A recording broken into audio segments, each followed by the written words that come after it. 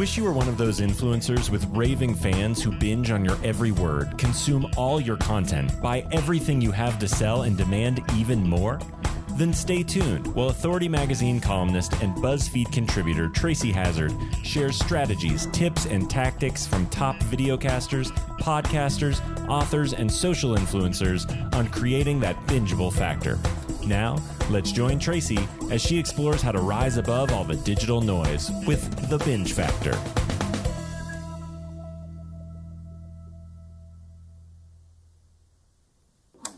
Hey everyone, welcome to the Binge Factor. I'm Tracy Hazzard, and I'm going to talk label-free podcasting today. Well, I'm going to talk about the label-free podcast, but in it, I'm talking about podcasting label-free because, and I don't mean this by label like brand labels, like I got designer labels on, although there's a little background here from our host on that, but I'm talking more about how you label yourself and how you label others and how that looks.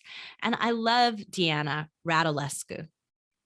She is just, really turned podcasting into something that is so good. She has such a good time doing it. You can see she's diving deep into the value of everything. So let me tell you a little bit about her background, and it'll start to make sense on why she really did this. So she has an extensive background in being an entrepreneurial leader. She was the VP of Key Accounts and Business Operations for a $20 million transmission manufacturing facility. And in 2016, she was forced to start over. And she had a passion for fashion. So she started a fashion brand, which was the Deanna Marie label. And she designed and produced 3 collections over the course of a few years. She's going to talk a little bit about that. And she sold a Kickstarter campaign and other things. She also rolled out a skincare line. But, life of a brand like that, life of a label, a brand label, is hard. And in 2019, she heard about this thing called podcasting, and she read an article about starting a podcast, and she thought to herself, I don't know, but why not? Let's do it. And she's that person who's overcome so much trauma and abuse. And so that's why she dove deep and decided to name her show Label Free. And she works with her best friend, which she loves, Julie Bryant, and she lives a life, truly tries to live a life that's label free. And her show shows it. That's where she really dives in deep with her guests and where she really focuses on talking with entrepreneurs about mainly living life on their own terms and offering insight and wisdom to the audience. So let's get a little wisdom and insight on how to live our podcasting life label free with Deanna Radulescu. Deanna, thanks for joining me. I'm so excited to have you here. And we're talking label free podcast. And label free doesn't mean like it's not a label. It's not about label products at Amazon. Yeah. It's about you being labeled. And so, I'm curious how you're feeling about the label, though, of podcaster. Does that feel right for you? That's actually great. No one's ever asked me that question before. In some regards, we all are going to have some kind of title, I would say, that we use in life. But when I refer to being labeled, it's has more of a negative connotation. Whereas podcasting, to me, being a podcaster is very positive. And what I'm doing as a podcaster and the guests that I'm engaging with and I'm highlighting is all very positive, bringing value to my audience and really just making sure that I'm enforcing that those self-defeating ideas that we have or that the world has for us when, we don't want to live in that kind of labeled environment. Yeah. I went to art school. So like the poor starving artist, that's a terrible label, right? Yeah. Thriving podcaster sounds like a really good label, but what's your favorite part about it? What makes you feel so good about being a podcaster? Oh my gosh. So I would say all of it, from connecting with people all over the world, the support that the community gives each other, connecting, with people that I've already met with new people that I've just connected with, like new guests, and just continuing to build that community and grow and grow and grow. It's been a very positive experience. I don't think I've had one negative thing I can say about being a podcaster, using that as my title. It's all been very positive, aside from the fact that, as you say, we are kind of struggling artists in the space up to a point until we can start really monetizing and doing different things to support this passion that we have. Because, at the end of the day, no matter what you're doing and how long you've been doing it, you still have to remember your why, because that's what's the most impactful in this space, because people are turning to podcasters for value, for resources, for inspiration, for motivation. And so if you start straying away from that, I think that you're going to really lose your audience and lose the success that you've built. Absolutely. So what's your why? Why'd you start one? That's a great question, Tracy. So, I'm, I don't know if you listened to any of my story or read a lot of any of my story, but, I'm a victim of human trafficking. So I've survived that, a victim of sexual abuse and other abuse, physical abuse. My late husband, he passed away, so I was a widow. I've had a lot of different labels thrown on me. And so after my husband passed away, I had to really start rebuilding my life again. And I had always wanted to be a fashion designer. So I started pursuing that. I threw a lot of money at it. And I was successful in a lot of ways, but monetarily I was not. And so I did my last collection, and actually my last collection was for a big event I did against human trafficking to raise awareness. I had over 300 people, a lot of great sponsors. It was a huge success. And after that ended, and I was just like, okay, that was my third collection. I'm done. Because that's what I told myself. I'm going to do 3 collections. And if I'm not successful, I'm not throwing any more money at it. So I wrapped that up. And after that was done, I saw an ad or an email for how to start a podcast for under $100. I started reading this article, and I was just like, because I was thinking, what's the next thing for me? I'm very type A. I always got to have something going on. And I read this article, and I'm just like, I called my cousin. I'm like, I don't know who the F I think I am, but I'm going to start a podcast. Then I talked to my best friend, and I just told her, I said, over the last couple of years, having to rebuild my life, I realized how many different labels that people put on me, my family, friends, and the labels I put on myself, and it was just like, and it really came to a head. I've been able to forgive myself and go through counseling for like past traumas, and, the physical abuse, the sexual abuse, human trafficking. I've gotten over a lot of that, but I carried a lot of that with me along the way. And I didn't realize that until I said, I'm going to start a podcast. It's all about living label free. Like, I'm not going to own any of that stuff. I'm going to drop all that baggage, and I'm just going to live authentically and in my own truth, and just move forward in a place of positivity, place of happiness and joy and peace. And I don't want to carry any of that stuff with me. And so that's my why. That's probably a very long why. That's okay. So it sounds like, that your starting why was really, in a way, a personal journey. Yeah. Has it changed now that you're well over 200 episodes? Is it a different why today than it was at the beginning? No, it is not. Actually, it just reinforces, I probably have about 50 people that reach out to me a week that want to be a guest on my show. And it reinforces that our society and a lot of people are so hungry to live that label-free life. And that what I feel, so many other people feel, and they want to share that, and a lot of people, and it's very broad. I mean, I have a very broad range of guests, but really all at the same level, that people have gone through so many different things to get to a place where they are living in a place where they're happy and full of joy and peace. And they're wanting to share that with other people, to let other people know that are struggling, hey, you don't have to live in the space that you're in now if you're not happy. And so, no, it has not changed at all. If anything, it's just reinforced it. That's fantastic. And that is really fantastic to find that out, because that means that every time you podcast, you're self-affirming your why, which is just so amazing. We talked about, you talked about successful podcasts, successful. Yes. And, and to me, that requires personal definition. So while a successful show, a successful something is a label, it's a really broad definition. Yeah. What's success for you? Well, success for me, well, yeah, you're right. So there's many different levels to that, and it can mean many different things. I feel for me, success is really making sure that I have a good balance of all things in my life, whether it's family, friends, my relationship, my finances, my career. And my career right now is the podcast. And I've been able to really, in the beginning, wasn't making any money. I was just like kind of going through the motions and just loving, creating the content and putting out there. And from when I started to where I'm today, it's definitely evolved, and I think for any podcaster out there, I think that if they stick with it, because it is a commitment, if you're going to be a podcaster, you're just going to have to just know that you're going to be in it. You're going to put some hard work into it. And you just have to continue to be passionate about why you're doing it.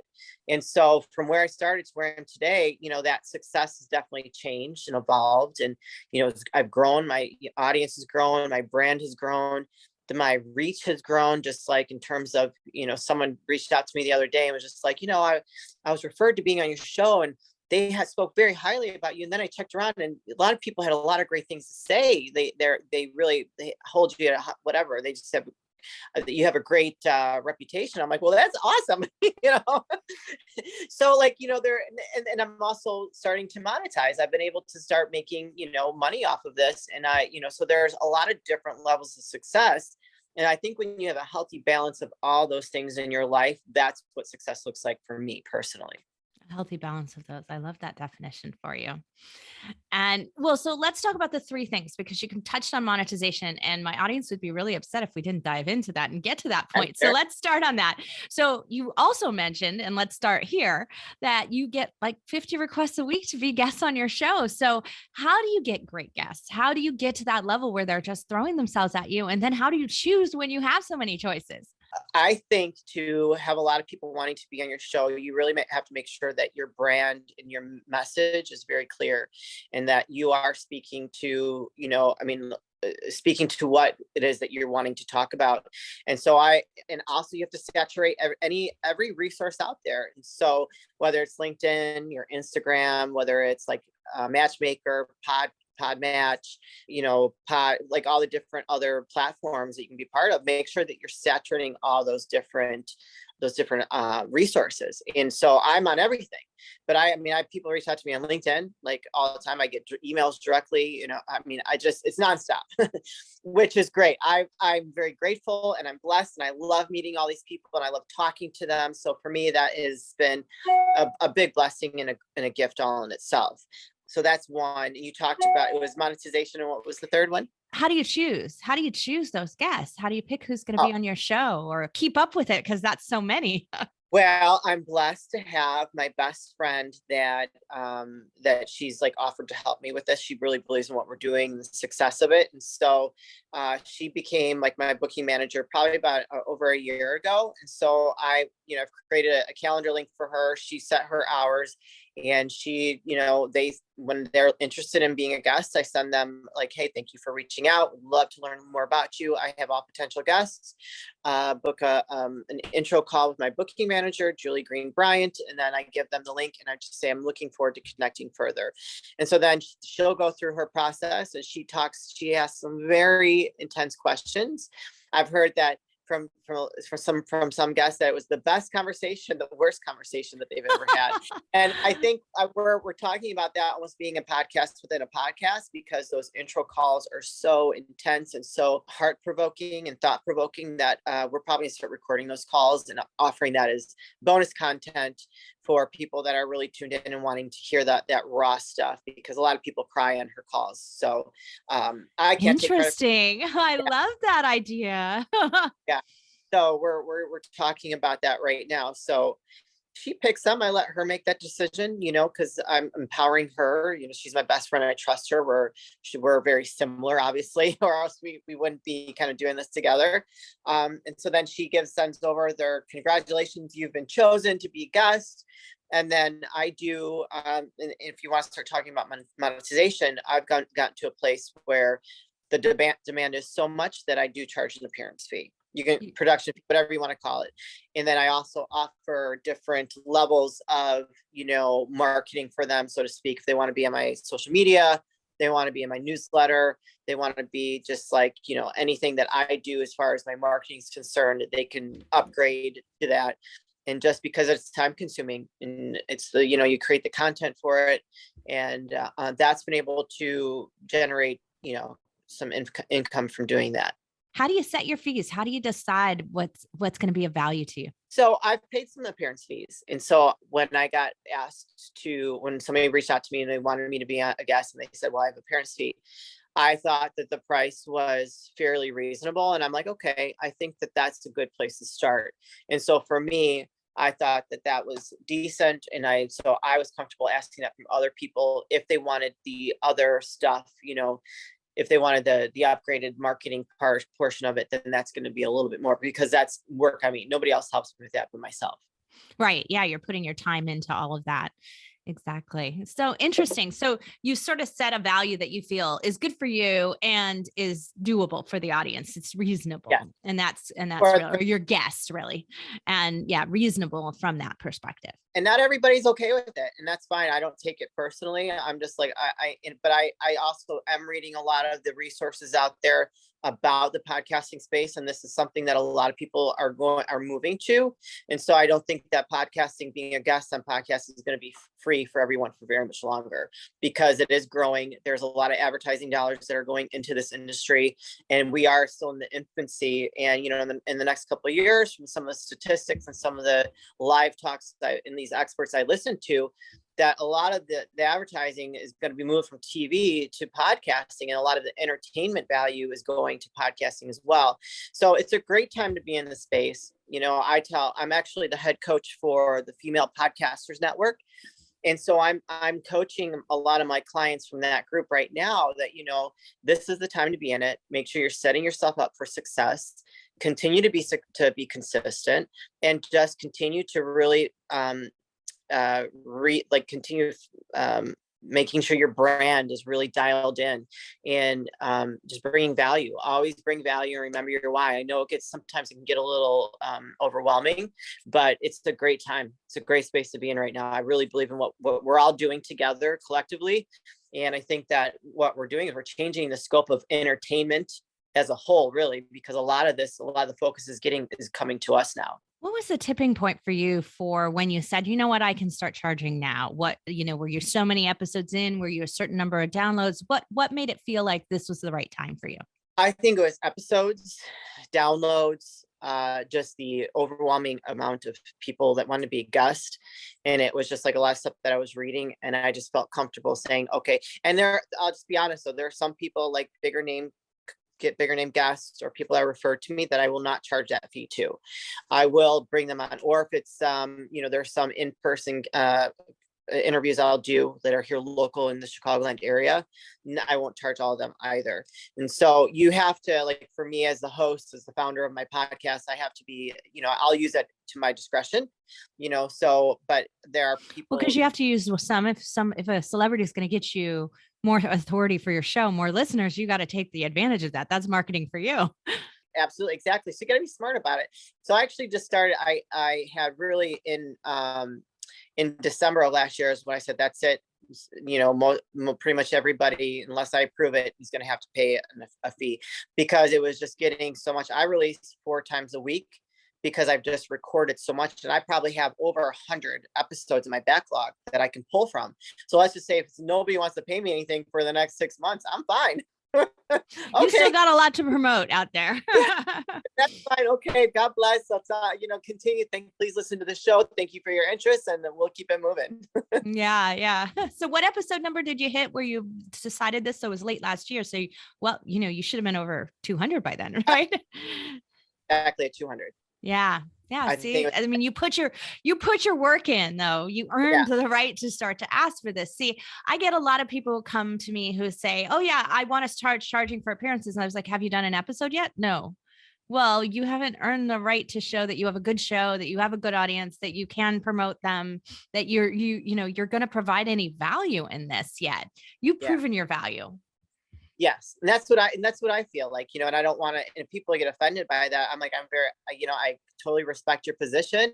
I wish you all the best of luck, and thank you for your interest in Label Free Podcast. But that's how I feel. Like, I've put my time in, and it's a high quality production. I'm not putting crap out there. Like, I do the video, I do, the text overlays on my video. I have over 5,000 subscribers on YouTube, and I've earned that. I'm a YouTube partner. So I'm getting making money on the back end there. And so that's, I take it seriously. I operate like a business because I love doing it, and it's just, and I took advantage of the pandemic, and I really just sat down every day and just recorded all day long for months. And so that's where I just kind of started really growing my brand, growing my value as a host, and talking to just a lot of people that continued that whole domino effect happened.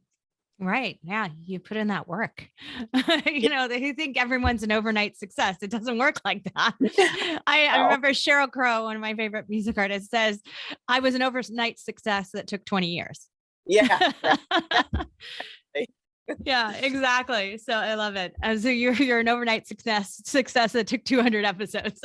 Yeah. Because of the pandemic, being unemployed. Sure. Sure. I'll make it work.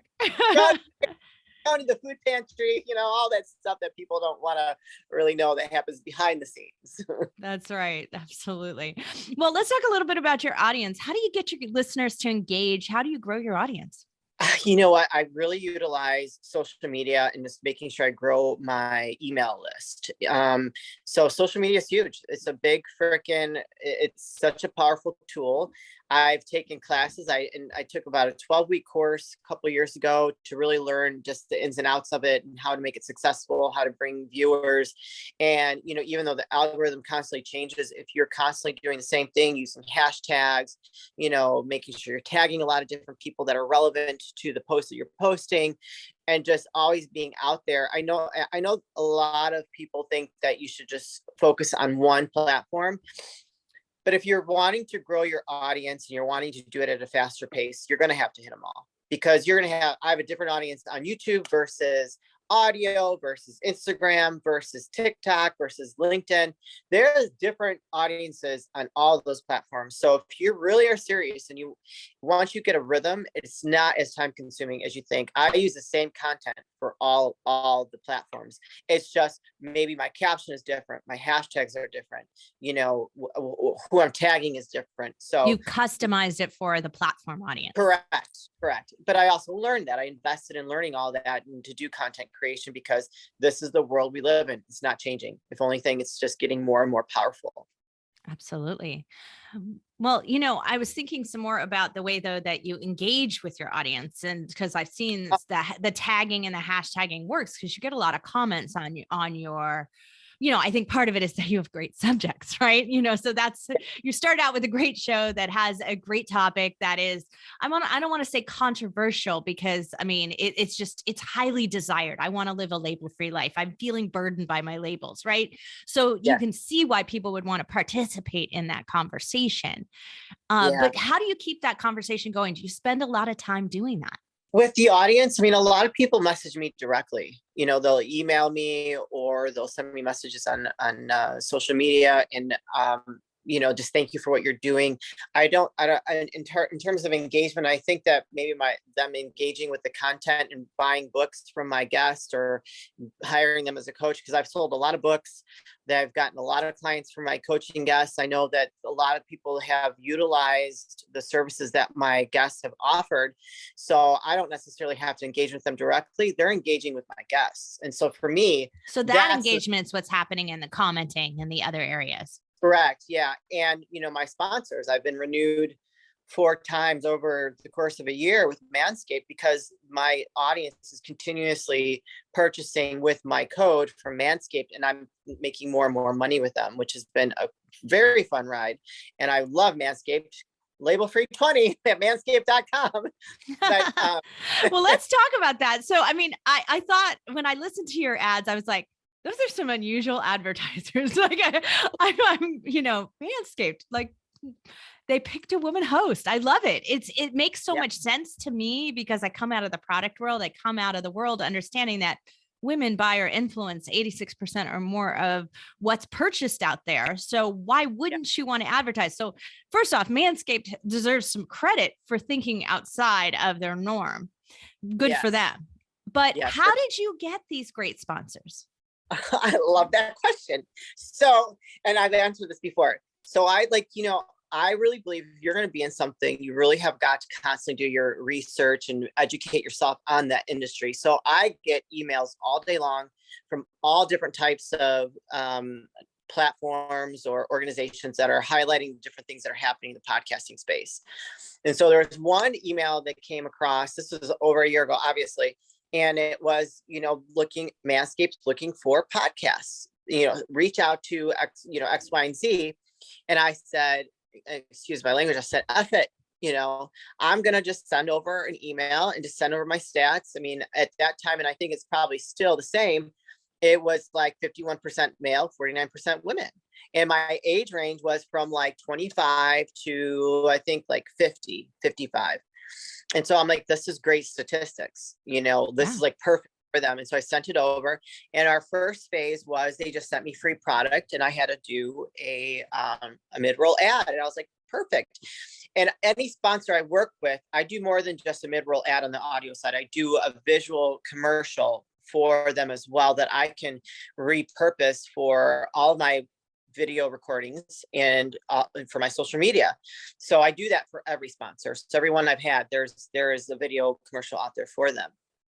And so I was like, this is great. And so it was very successful. They got a great return on ROI, I guess you'd say.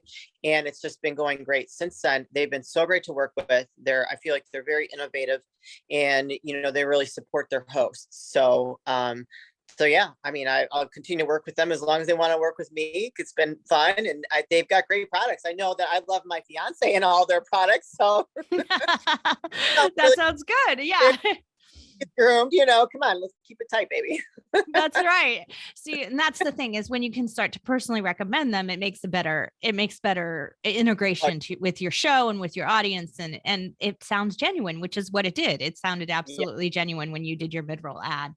So I love that. I love that you're doing advertisements in a way that it feels like sponsorship. Yeah. Yes.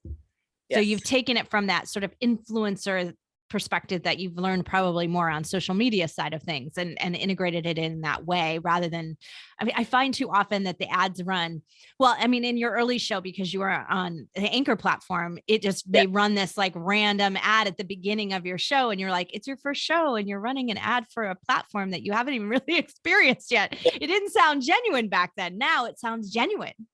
Yes, that's true. I didn't even think about that, but you're right. That's a good point. Yeah. Well, I mean, I think in the beginning, you're going to try to do anything that you can to make it a little bit of whatever to really validate what you're doing. And so, I mean, hindsight, would I have done that? Probably not. I probably just sort of kept it like myself and just, kept it plugging along until I got to where I am. Well, I got to where I was a year ago when I got them as a sponsor. So yeah, that's a good point. Yeah. I love that you're out there advising. So tell me a little bit about the Female Podcast Network. So it's all for a support for all female podcasters. And it's Jamie and Tim Holloway that own the platform. I joined it. I found it online or somewhere and I joined them. It was free to join. It's probably almost up to 2,000 members at this point, all females. And they were looking for someone to really represent the brand. And so they were asking for people to submit their story, their pictures, a little bit about their podcast. So I submitted my story, what I've done, my podcast, my success, and they chose me. And so part of doing that was that, they're looking for someone to coach. I'm a certified life coach, certified personal trainer, certified dietitian. So I know the coaching, I know how to coach people, and I've loved working with them. I've been able to completely own that part of it. And, essentially I'm a partner to them. And I've been giving a free rein to grow it and to reach out to the ladies and offer my coaching services and just really, I mean, it's been a great helping other women just, refine what they're doing, help them improve because if you're a podcaster, you're a public figure. And if you're going to be a public figure, you have to really embrace that. And part of embracing that is being present on social media and owning that I hate to say label or title of being a public figure. And so it's been great to watch my clients evolve and grow, working with them and just giving them that reassurance and that, the reassurance that they need, and just being their cheerleader in the background. So it's a great platform. I mean, I know who needs another platform to manage, but there's a lot of women on there that are, they support each other. We do Mondays and Fridays posting your show, and everybody goes to rate your show, and it's, just really supporting each other.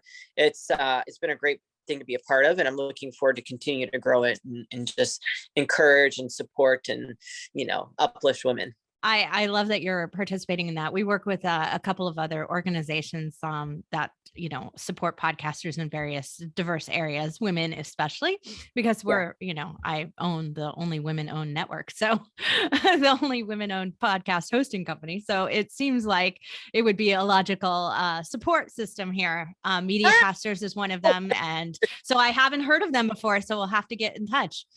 Well, there we go. We should definitely talk after this then. Yeah, absolutely.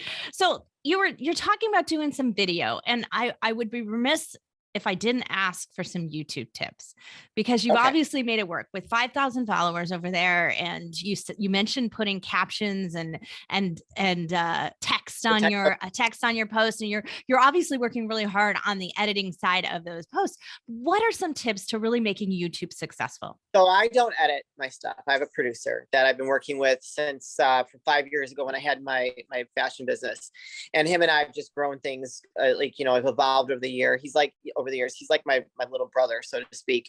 But I do give him direction. And so what I tell people is, look at who you're most like, your most famous person that you follow or you're attracted to or you're inspired by. What are they doing? What are some of the most big YouTube channels doing? Look at how they're presenting their content. There are basic things that you should do in any type of posting, content creation. Should always be a call to action.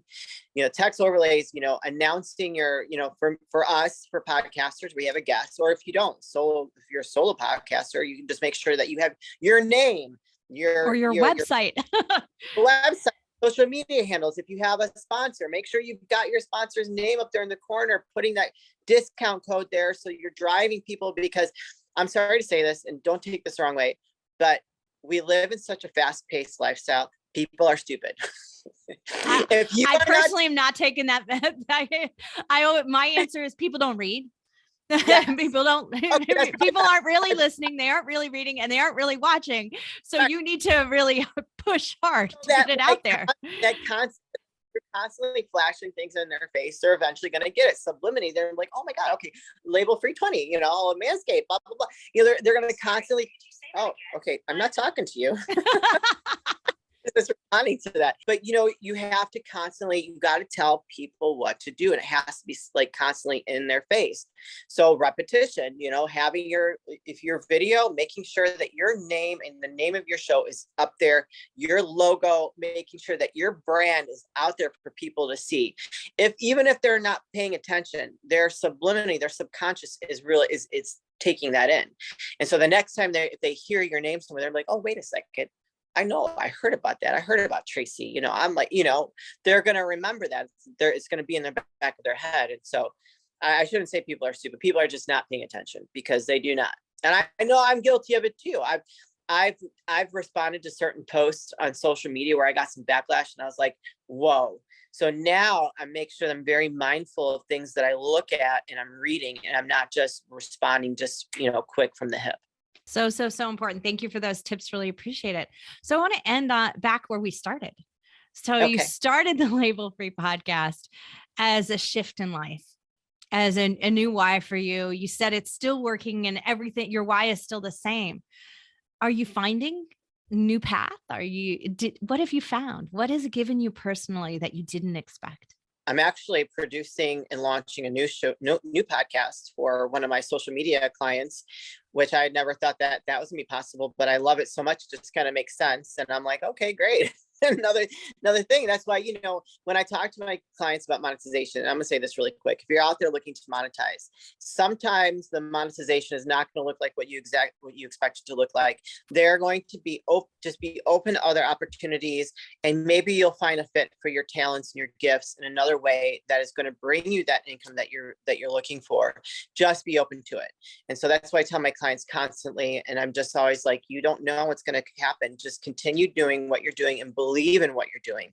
So that is something that's come about that has just starting to open new doors. And, I'm just very appreciative, and I love this industry, and I love the people that I've connected with, and it's been so real, if that makes sense.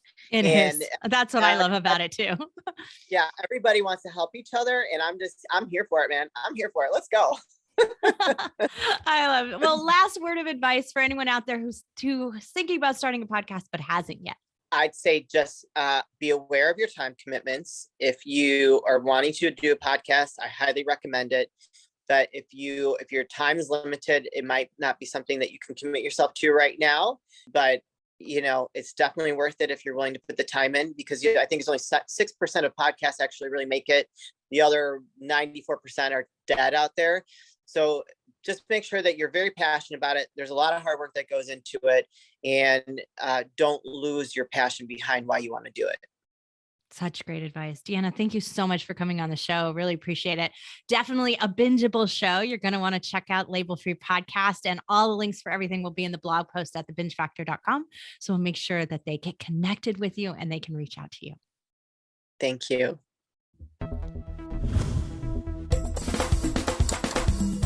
You've been listening to the Binge Factor podcast. For more information on podcasting and videocasting success tips and tactics, please go to thebingefactor.com. And be sure to listen to our other show for podcasters called Feed Your Brand. If you'd like to be interviewed on this show, as well as featured in Tracy's column, please go to thebingefactor.com/guest and apply.